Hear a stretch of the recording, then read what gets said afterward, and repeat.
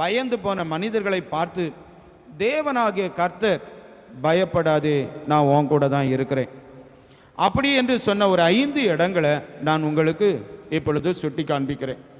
முதலாவது, அழைக்கப்பட்டவனுடைய நெருக்கடியான குழப்பமான சூழ்நிலையில் தேவன் பயப்படாதே என்று சொல்லுகிறார். இரண்டாவது, ஒரு தகப்பனுடைய நெருக்கடி, ஒரு தலைவனுடைய நெருக்கடியான குழப்பமான சூழ்நிலையை பார்த்து தேவனாகிய கர்த்தர் பயப்படாதே என்று சொல்லுகிறார்.